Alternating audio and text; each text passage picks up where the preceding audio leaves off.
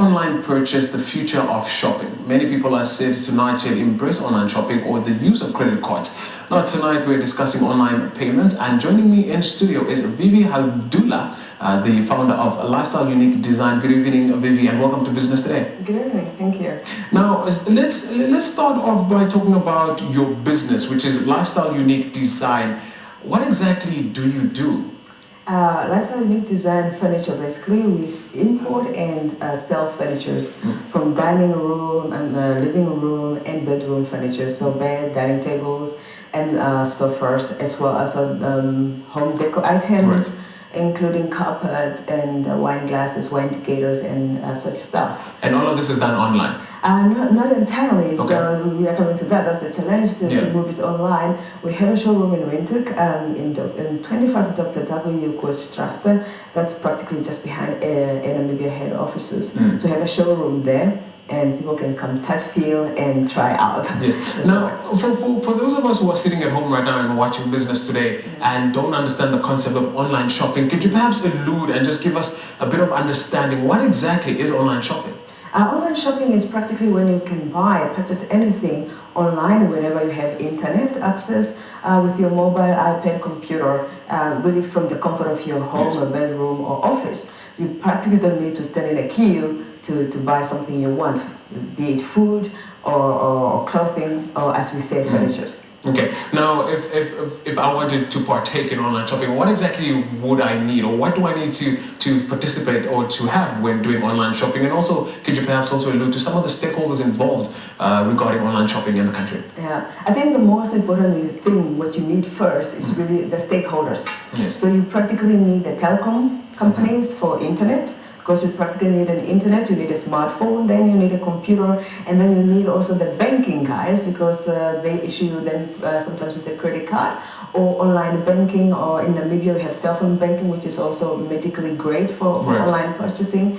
And then the government, of course, the lawmakers, and also the commercial register, because then you want to make sure that most of these companies are registered, and the customer or the people, the population can then access this information online to make sure that this is really a genuine company. Right. I want to put you on the spot quickly and just to gauge your thoughts on what is currently happening in the country. Are you of the opinion that enough is being done, especially from the stakeholders' point of view, in promoting and developing that particular area of the Internet of Things, as it were? You call me out there. I've been living 18 years abroad. But really having studied the business and having this online shop, I realized that no, a lot is not done to actually educate the population as a whole onto really the possibilities which they have. People have smartphones, yet they don't know what they can do with that. I mean, media is also part of it, because the media is the voice of the stakeholders, and they could then also really spread this message and educate the people. We have a lot to do. We surpass Botswana we surpass Botswana on the world list. So now, just digressing a bit or focusing on Lifestyle Unique Design, which is your company's name. How does your company work in terms of online shopping? If I was to walk into your warehouse, if I was to come to visit you and say, look, I'm interested in furnishing my home, how would it work? How does it work? Okay, so what we always say, if you are interested and you really are having a challenge with your smartphone or a computer, come in and we will really give you a free course on how to do it. It takes 10 minutes or 5 minutes, depending on how fast the person is. But to actually overcome that challenge of lack of stakeholders, or for example in Europe, people use credit cards for online purchasing. In Namibia, not so many people have credit cards, although it's actually so easy one can think of, but the information is not really sent down to the population. So what we did is, you can order online, you can go through, you can go to our website or our page on Facebook, for example. There's a lot of video on how to. Facebook especially, we have a lot of video on how to place an order online. And now going to view one of our video help you also to shop online with any other retailer.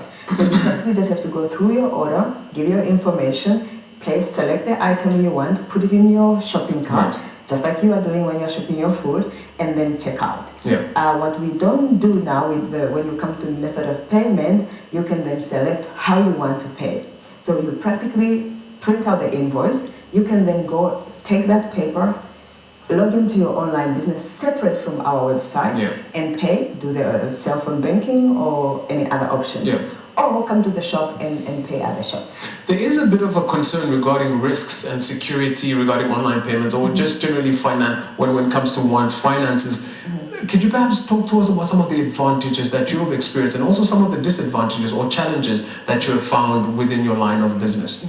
So there is, of course, as any other payment method, a risk of fraud. Right. Again, that's where the stakeholder come in. We don't have e-government really, so less information is available for the consumer to cross-check how genuine is the company. So the risk of fraud, paying money to somebody who will not deliver, is high.